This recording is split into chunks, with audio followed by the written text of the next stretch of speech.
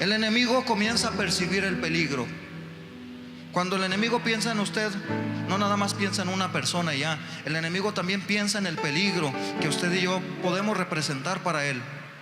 Y esto es lo que hace Faraón. He aquí, el pueblo de Israel es mayor y más fuerte que nosotros. Ahora pues, seamos sabios para con él, para que no se multiplique y acontezca que viniendo guerra, él también se una a nuestros enemigos y pelee contra nosotros y se vaya de la tierra.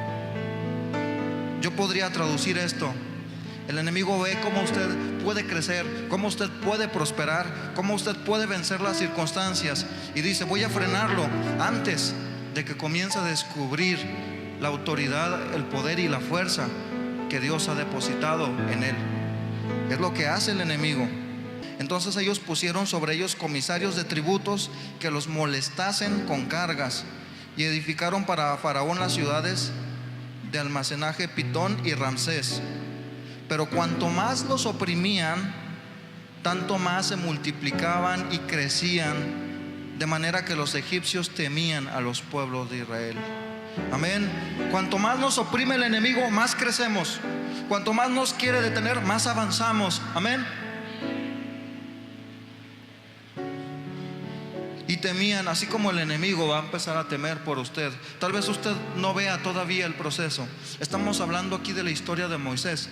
Todavía no nace y el enemigo comenzaba a tener miedo. Tal vez usted todavía no vea reflejado el poder de Dios en su vida como quisiera, pero de una cosa estoy seguro: el enemigo ya ha comenzado a tener miedo de ello. Entonces Faraón mandó a todo su pueblo diciendo: echad al río a todo hijo que nazca y a toda hija a preservarla. Aquí vemos un hombre sin misericordia. Dios es caballero. Dios toca a tu puerta y llama para ver si tú le quieres abrir. Pero el enemigo no va a hacer lo mismo. El enemigo va a ver cualquier oportunidad para no tener misericordia, para tratar de aplastarte en cuanto pueda y sin pensarlo, sin dudarlo. Entonces mandó Faraón a todo su pueblo diciendo: echad al río a todo hijo que nazca. ¿Te imaginas ese cuadro? Escucharlo es fácil. Estar en ese momento y remontar tus pensamientos a ese punto te lleva a cuadros donde ves montones de bebés lanzados al agua para que a su suerte se ahoguen entre las corrientes. Bebés sin la capacidad de defenderse por sí mismos. Vidas frenadas, propósitos cortados. De la casa del faraón salió la orden para que todos los niños fueran cortados en su propósito. De la casa del faraón salió el dinero para la crianza de Moisés. Cuando Dios tiene un propósito, el enemigo va a lanzar 1000 ataques, pero Dios siempre va a transformar aquello en bendición para usted y para mí. Amén. Y yo doy un aplauso a Dios por esto.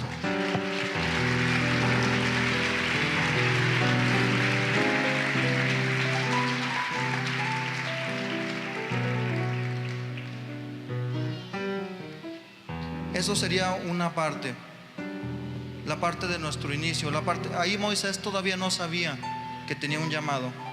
Ahí Moisés simplemente estaba siendo creado.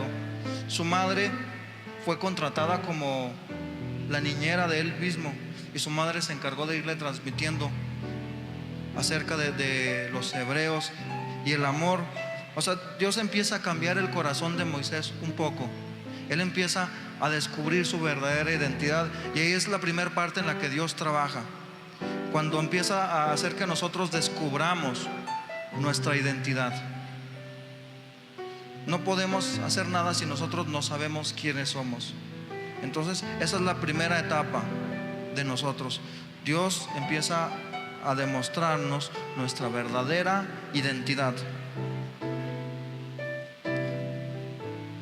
Pero aún sabiendo quiénes somos, nosotros no podemos hacer nada hasta que escuchamos la voz de Dios que nos dice: ven, hijo, quiero que hagas esto. Ahorita vemos cómo está esto. Dios llega en el momento oportuno. Dios hace la llamada. Dios timbra tu celular en el momento oportuno. Éxodo capítulo 3, versículo 1. Vamos a leer primero del 1 al 6. Apacentando Moisés las ovejas de Jetro su suegro. Para esto, déjenme abrir un paréntesis. Moisés, en un arranque de loquera y de celo por su pueblo, defendió a un hombre hebreo del maltrato de un egipcio y se lanzó en contra del egipcio y lo mató. Entonces Moisés tuvo que huir de Egipto al desierto y llega una etapa de soledad terrible, en donde finalmente él encuentra un punto en el que su corazón cambia del Moisés agresivo, del Moisés atrabancado, a un hombre que ya no tiene nada, de un príncipe que vive en la casa de Egipto y que lo tiene todo, a un hombre que ya no tiene nada. Muchas veces, para que Dios tenga que llenar nuestros odres, tiene que vaciar todo lo que hay ahí. Dios no puede llenarnos si ya estamos llenos. Dios no puede suplirnos si ya lo tenemos todo. Entonces Dios permite que Moisés se quede sin nada, huyendo aquí al desierto. ¿Qué tanto puede cargar un hombre en el desierto?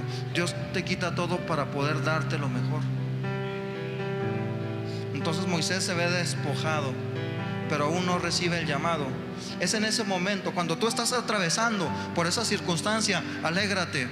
La llamada de Dios está a punto de llegar.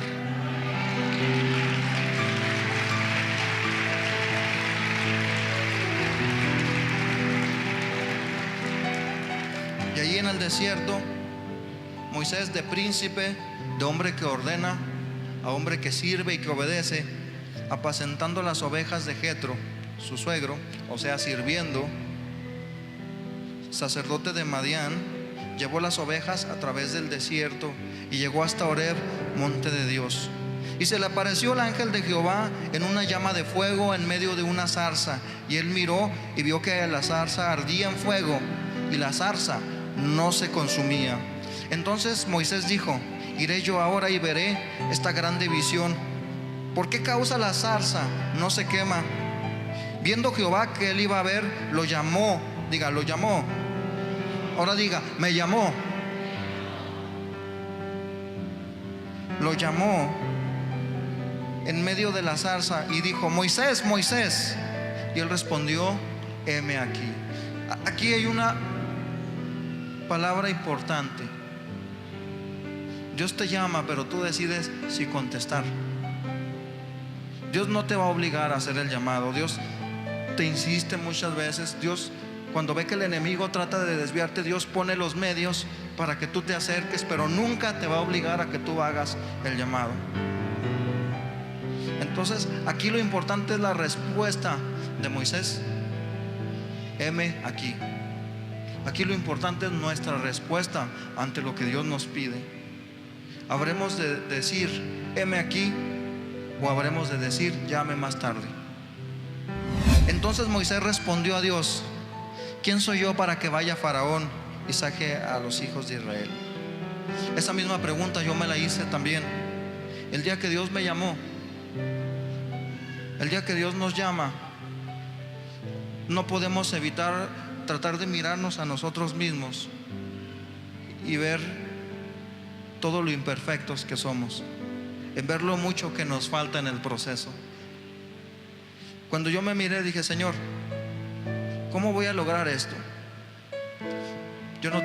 ¿Quién soy yo para hacer estas cosas? Y de verdad les confieso, nunca me he sentido digno. Yo sé que no lo soy. Es la gracia de Dios la que nos tiene aquí, no nuestras capacidades. Yo no estoy aquí por mis capacidades.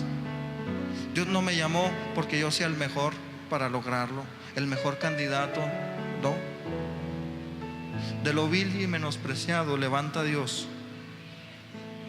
Amén. ¿Quién soy yo? ¿Alguna vez te has hecho esta misma pregunta? ¿Te has mirado al espejo y quién soy yo? Para que el Señor decida llamar mi nombre, para que el Señor me diga ven. Moisés se vio en perspectiva y efectivamente, cuando un hombre se encuentra parado ante Dios, sale a relucir lo pequeño que somos a comparación de Él. Entonces Dios le dice: aquello que me dijo a mí, aquello que le dije a usted, ponga atención en esta parte. Y Él respondió: ve, porque yo estaré contigo. Dios te dice: ve, porque yo estaré contigo. Y esto te será por señal de que yo te he enviado. Cuando hayas sacado de Egipto al pueblo, serviréis a Dios sobre este monte. Dijo Dios a Moisés: he aquí que llego yo a los hijos de Israel y les digo: el Dios de vuestros padres me ha enviado a vosotros. Si ellos me pregunten: ¿cuál es tu nombre?, ¿qué les responderé? Esa es otra pregunta. Llego yo ante la iglesia, ante las personas, ¿y qué les voy a decir? Si ellos me preguntan quién soy, ¿cómo les voy a contestar? Fíjate cómo siempre está en perspectiva nuestra identidad. Siempre nuestra identidad. ¿Y quién soy yo?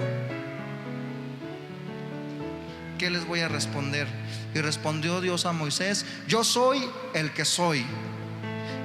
Y dijo: así dirás a los hijos de Israel: yo soy, me envió a vosotros. Capítulo 4, versículo 1. Entonces Moisés respondió diciendo: he aquí ellos no me creerán, ni oirán mi voz, porque dirán: no te ha aparecido Jehová. Esta es otra etapa en la que nos podemos encontrar también. El enemigo te va a tratar de recordar el pasado del cual Dios te ha sacado para avergonzarte. No me van a creer. Y esto me pasó aquí en la iglesia cuando trabajaba yo. Empecé a trabajar en el ministerio, cuando empecé a querer involucrarme en un liderazgo, la iglesia ya me conocía. La iglesia sabía que yo no estaba metido en las cosas de Dios. Era difícil tener una credibilidad. La gente, yo puedo decir mil cosas, pero la gente observa y se da cuenta si realmente estamos o no. Y Moisés sabía, o sea, yo maté a un egipcio, yo escapé de ahí. Mi vida, mi pasado es vergonzoso. No van a creer que me apareció Dios y me habló. Y esa es otra cosa con la que el enemigo te va a atacar: la duda. Diga conmigo: la duda. La duda. Mi pasado no fue bueno. La duda, no la duda ahora de quién soy yo nada más, sino la duda de: no me van a creer. ¿Me creerán? ¿Sí? Y dijo Jehová: ¿qué es eso que tienes en tu mano? Y él respondió: una vara. Y él dijo: échala en tierra. Y la echó en tierra y se hizo una culebra.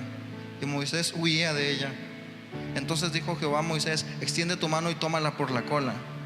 Y él extendió su mano y la tomó, y se volvió vara en su mano.